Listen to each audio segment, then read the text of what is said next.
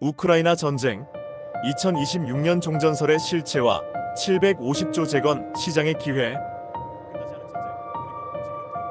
자, 여러분, 우크라이나 전쟁이 시작된 지 벌써 3년이 훌쩍 넘어가고 있습니다.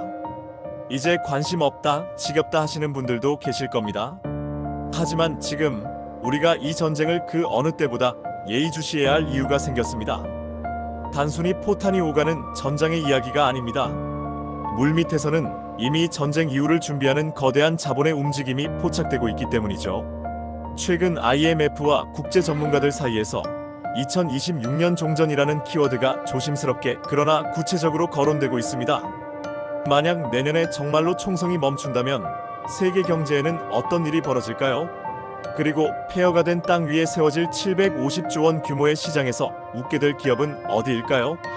오늘은 현재 우크라이나 전황의 냉정한 현실부터 종전이 쉽지 않은 진짜 이유, 그리고 내년 종전 시나리오에 따른 투자 로드맵까지 아주 구체적으로 파헤쳐 보겠습니다. 먼저 현재 상황부터 짚고 넘어가죠. 많은 분들이 전선이 꽉 막힌 교착 상태라고 알고 계시지만 군사 전문가들은 지금을 가장 잔혹한 소모전 단계라고 정의합니다. 러시아는 현재 우크라이나 영토의 약 20%를 점령하고 있습니다. 최근에는 동부 포크로프스크 전선과 남부 자포리자 지역에서 러시아군이 물량 공세를 퍼부으며 점진적으로 진격하고 있죠. 반면 우크라이나는 러시아 본토와 점령지의 에너지 시설을 타격하며 맞불 작전을 놓고 있습니다. 서로 상대방의 전력망을 끊어버리는 이른바 추운 겨울 만들기 전략을 쓰고 있는 건데, 이는 양측 모두에게 막대한 경제적, 심리적 타격을 주고 있습니다. 즉, 지금은 누가 먼저 쓰러지느냐를 겨루는 치킨 게임의 양상으로 치닫고 있는 겁니다. 아니, 이렇게 서로 힘들면 적당히 합의하고 끝내면 되는 거 아니냐? 라고 생각하실 수 있습니다. 특히 트럼프 행정부가 들어서면서 협상 테이블은 마련되었습니다. 하지만 이 협상이 타결되기엔 너무나 거대한 세 가지 장애물이 있습니다. 첫째, 영토입니다. 푸틴은 현재 점령한 돈바스 지역 등을 러시아 땅으로 인정받길 원합니다. 반면 젤렌스키는 단 1평의 땅도 내어줄 수 없다는 입장이죠. 이건 단순히 땅 따먹기가 아니라 주권의 문제입니다. 둘째, 나토 가입 문제입니다. 러시아가 전쟁을 일으킨 명분이 뭐였죠? 우크라이나의 나토 가입 저지였습니다. 러시아는 우크라이나의 중립화를 요구하지만 우크라이나는 서방의 확실한 군사적 보호막 없이는 또 침략당할 것이라며 나토 가입을 포기하지 못하고 있습니다. 셋째, 정치적 생명입니다. 양국 지도자 모두 빈손으로 돌아갈 경우 내부로부터의 거센 비판, 심지어 정권 붕괴의 위협을 받을 수 있습니다. 서로가 승리했다고 포장할 수 있는 명분이 필요한데 그 접점을 찾기가 너무나 어려운 것이죠. 이것이 바로 트럼프 대통령이 중재에 나섰음에도 불구하고 협상이 지지부진하고 포성이 멈추지 않는 진짜 이유입니다. 그렇다면 이 지옥 같은 전쟁은 영원히 계속될까요? 전문가들은 임계점이 오고 있다고 봅니다. 바로 2026년입니다. 최근 IMF는 우크라이나 전쟁이 2025년 말, 늦어도 2026년 중반에는 마무리될 것이라는 시나리오를 내놨습니다. 이유는 명확합니다. 첫째, 경제적 고갈입니다. 서방의 지원에도 한계가 있고 러시아 역시 전시 경제 체제를 무한정 유지할 수는 없습니다. 둘째, 국제 정세의 변화입니다.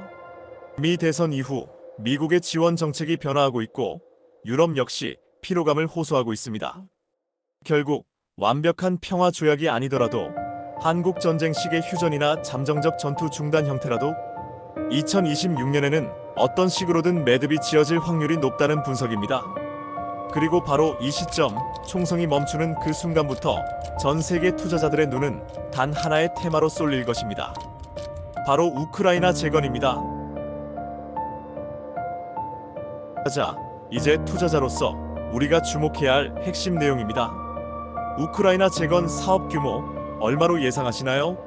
세계은행과 우크라이나 정부의 추산에 따르면 향후 10년간 약 5,240억 달러, 우리 돈으로 약 750조 원에 달합니다. 제2의 마셜 플랜이라 불리는 이유입니다.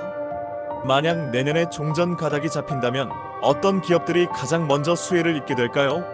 논리적으로 접근해 보겠습니다.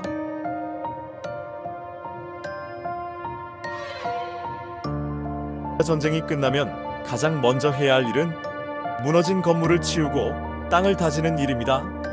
여기서 한국 기업들의 경쟁력이 빛을 발합니다. HD 현대건설기계나 HD 현대인프라코어는 굴삭기 등 건설 중장비 분야의 강자입니다. 이미 우크라이나 현지 딜러망을 복구하고 있다는 소식도 들리죠. 폐허를 치우는데 이들 장비는 필수 불가결합니다. 다스코와 SY스틸텍도 있습니다. 도로와 교량을 다시 놓으려면 가드레일, 데크플레이트 같은 건자재가 산더미처럼 필요합니다. 단순 시공뿐만 아니라 도시 전체를 설계하는 엔지니어링 능력도 중요합니다. 도하 엔지니어링은 이미 우크라이나 교통 마스터 플랜 관련 논의에 참여하고 있는 기업이죠. 그 다음은 무엇일까요? 바로 전기입니다. 앞서 말씀드렸듯 전력시설이 70% 이상 파괴되었습니다. 이 분야는 기술력과 자본력을 갖춘 미국 기업들이 주도할 가능성이 높습니다. 파괴된 발전소를 복구하고 새로운 터빈을 돌리는데 GE의 기술력이 들어갈 공산이 큽니다. 캐터필러는 미국의 건설 장비 대장주죠. 한국 기업과 경쟁하겠지만 워낙 시장이 커서 함께 수혜를 볼 겁니다. 프리포트 맥모라는 구리 생산 업체입니다. 전선을 다시 깔고 전력망을 복구하려면 엄청난 양의 구리가 필요하기 때문이죠. 여기에 더해 KT 같은 통신 기업이 통신망 재건에 참여하거나 현대로템이 철도망 복구에 투입될 가능성도 매우 높습니다. 우크라이나는 이번 기회에 구소련식 인프라를 걷어내고 서방식 스마트시티로 거듭나길 원하고 있기 때문입니다. 물론 주의할 점도 있습니다. 종전 협상은 언제든 뒤집어질 수 있고 재건 사업이 실제 수주로 이어지기까진 시간이 걸릴 수 있습니다. 단순히 테마주라고 묻지마 투자를 하는 것은 위험합니다.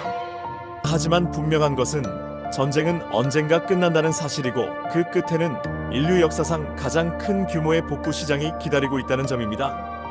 2026년 평화가 찾아옴과 동시에 기회를 잡고 싶으시다면 오늘 말씀드린 건설, 에너지, 인프라 관련 기업들의 움직임을 지금부터 미리 공부해 두시는 건 어떨까요? 전쟁의 아픔이 하루빨리 치유되길 바라며 오늘 영상 여기서 마치겠습니다.